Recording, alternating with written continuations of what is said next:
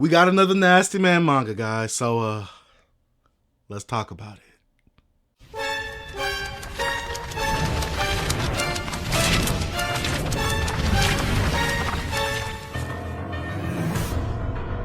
What's up, you guys? Chase the Dark Sage here. We are back with another manga review. In fact, another Nasty Man manga review. Yes, sir. I've been waiting to do another one of these bad boys for a while now. And today's Nasty Man manga review will have to be over. My Dress Up Darling by Shinichi Fukuda. I'm not really sure if that's a man or woman, but whoever this manga artist is, this manga is, I gotta thank them because this right here, I really enjoyed this and I definitely need volume 4 right now like it is yesterday. If you guys didn't get that reference, that means that I really want it badly, like at this moment right now. But today we will be talking about My Dress Up Darling, a series that I recently heard of because I've been in that gal realm. You guys know that I really like those gal series, and if you don't know what gal series are, I'll probably have a screenshot like right here showing you what it is. But I really am enjoying this series of manga, especially the Nasty Man manga. Series like Nagatoro, Uzaki-chan, Gal Gohan, and now My Dress Up Darling. And I gotta say, with each of these series, all these gals come off so differently compared to the other ones, but I gotta say that probably this gal iteration in this manga right here probably has to be my favorite so far, and that's just off of 3 volumes, which actually looking at it now only contains 23 chapters, so that really says something about all the other series I'm reading, because yeah, I do like my Nagatoro, but she be playing games with senpai, literally. I also like Uzaki-chan, but she could come off really annoying, and my first impression with Uzaki-chan is actually from the anime, so she kind of came off a bit annoying, but I did enjoy Uzaki-chan. I really did enjoy Gal Gohan as well, but there's that weird aspect of she's trying to hit on her teacher. Some legal repercussions can really come from that, but I still enjoy Gal Gohan. But with this series right here, My Dress Up Darling, I love it from all fronts. I'm not even gonna lie to y'all. I like the actual scrub main character,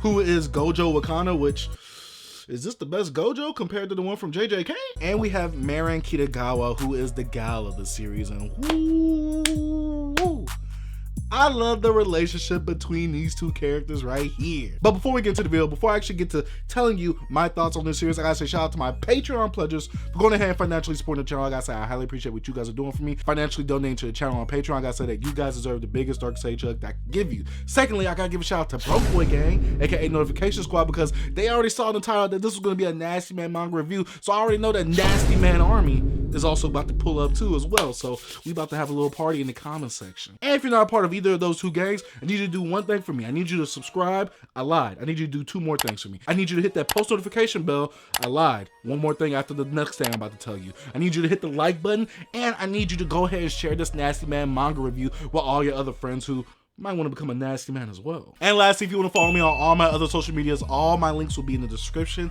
down below. So it's time to talk about the nasty. First thing I want to say about these 3 volumes is that they're all wrapped when you initially buy them, and honestly, I don't think any of these really need to be wrapped except for maybe the 3rd volume for 1 panel, but it's 1 panel. I don't really think it really needs to be wrapped compared to a lot of Viz Sig series having nudity in them, and they're not wrapped. But yes, all 3 of these series are wrapped. You have to be about 18 years of age to actually buy them. But honestly, there's not really much 18 years of age type of scenes in this series. Yeah, there's a few ecchi scenes. Yeah, there's a few sexual like point of views of you seeing a girl texting while you're just getting a view of her panties and things like that, which I kind of feel is unnecessary for the series.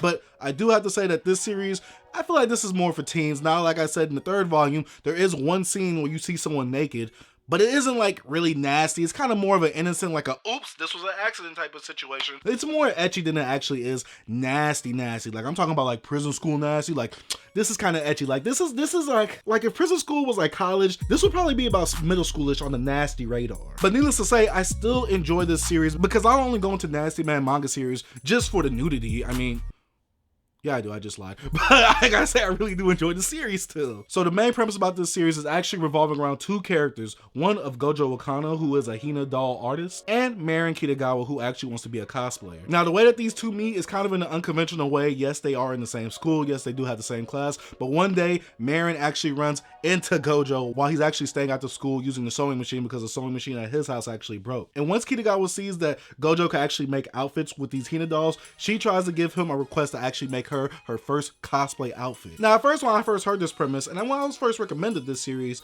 I thought to myself, how can this be entertaining?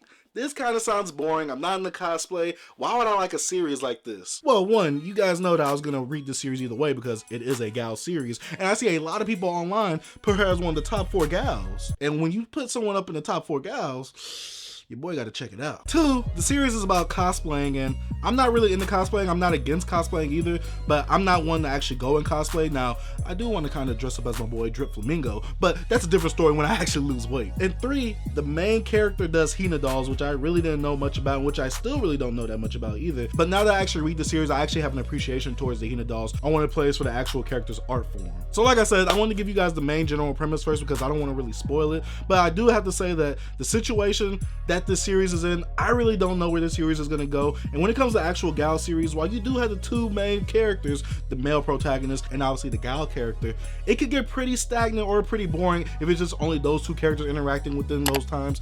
But in the 3rd volume, we actually add another girl into the mix. And honestly, the way that I see things going, she might be another potential love interest, and I'm all with it. This series is definitely pretty good, and I gotta say one thing about this series is that I actually do like the male MC of this series. Gojo Wakana is a person who definitely has social anxiety, like a character that I've talked about previously on these videos, like Komi from Komi Can't Communicate. And basically, he really doesn't have any friends because he was scarred in the past, and so he keeps that trauma with him even up until high school. He has no friends. He really has no social life. He literally just goes to school, and as soon as he comes from school, he goes straight home and works with his gramps on his Hina doll workshop. And also, Wakana Gojo actually has an aspiration to want to be a Hina doll like artist in general for his profession. So I do gotta say I respect that for him wanting to go after his dream. So he actually is putting in that work to go towards that dream. And see, with a character like this, you would think that, you know, he's very scary, which he kind of is. He is very scary, but the way that Kitagawa actually interacts with him, and he is afraid of her because she is the gal of the school. She is the popular pretty girl. But the way that Kitagawa actually communicates with Gojo, I gotta say that I really enjoy it. Honestly, Kitagawa might be one of my favorite gals because she is just such a motivator. She is always pushing Gojo to be the best that he can. She's always pushing Gojo to do the things that he wants and never be embarrassed about other people's opinions on things that he does. Especially with his traumatic past, seeing that Gojo, I guess, was made fun of from his first friend about his Hina doll making or Hina doll art form. They really don't dive into much detail about that situation. Like, it literally has 1 page. There's really not that much dialogue. It's more about a scenery type thing. And once you get the imagery of all that whole thing, you really don't really get the weight of how that actually affects Gojo. Now, you see how it affects Gojo overall because of where he is in life, but you don't really see how that affected him at that time. Now, obviously, he breaks the trauma with him, but like I said, they really don't touch on that aspect, which I think kind of was a flaw in the series because they want to make it apparent that he was traumatized when he was younger, but they don't directly say it actually in the manga. Like, you have to get that from the back of the book, which you have to, you know, interpret with the back of the book from the plot synopsis that you got to read and the moment from the first page of the first chapter that you read from the manga. But like I was saying, Kitagawa is a very motivational character for Gojo because she actually pushes Gojo to be the best. She's always encouraging Gojo, and obviously she has to fall in love with Gojo at some point. And when she does fall in love, the one thing that I do like about this is that she actually thinks and says it. She doesn't lie to herself, but she announces it in her head. Obviously, she can't announce it to the main character, but she announces in her head that she actually loves Gojo, which I think is a little bit extreme for how long you knew him, but I can actually roll with it. Needless to say, obviously, Gojo's feelings are kind of a little harder to interpret because obviously he's never had a relationship, he's never had a girlfriend, so I'm assuming that his feelings are kind of confused or he's kind of flustered because I guess he doesn't really know how to interpret all these signs coming from Marin Kitagawa. And obviously, guys, if I'm saying these names wrong, I obviously read the manga, so I'm having to read it with my own interpretation of these names. But like I was saying, I love Marin. She is a hilarious character. When it comes to all the gals, she's not overly annoying. I will say that she is not overly loud, and she is probably one of the nicest gals I have met, obviously besides Gal Gohan, which I don't know if I should review that series. I'm thinking about it, but if you guys want that review, let me know in the comments down below. But yes, like I said, Marin, probably one of my favorite gals. I'm not trying to go into too much depth or too many spoilerish type things within this review because I want you guys to read it and experience it yourself. But I also heard that this series is actually getting its own anime adaptation later this year, so I'm also hyped for that, and I really want to see how they interpret these manga panels onto anime form. Honestly, if they adapt this manga wrong, I'm gonna have to burn the studio myself. I'm just kidding, guys. It was just a joke. I would never do that. maybe. But overall with the series, guys, I gotta say that I do enjoy the 2 lead characters. Now obviously we do have other characters, but in the 3rd volume is when we start to get introduced to 2 more characters, who is Juju and Juju's little sister, who also is a cosplayer who I guess is higher ranking or is like highly known or popular within the cosplaying world. And honestly, the way that the 3rd volume ends, I gotta see where the 4th volume goes. Now the 3rd volume doesn't end with no cliffhanger or anything like that, but the 3rd volume at the end kind of leads me to start thinking like, yo, what's she trying to get into, man? What you trying to be part of the love triangle? What you trying to do? You trying to join? I don't know what's gonna happen.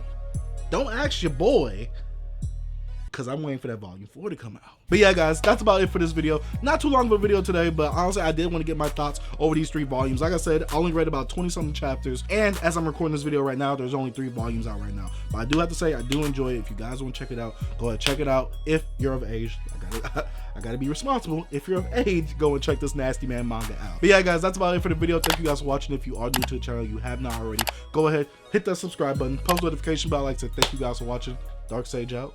Peace.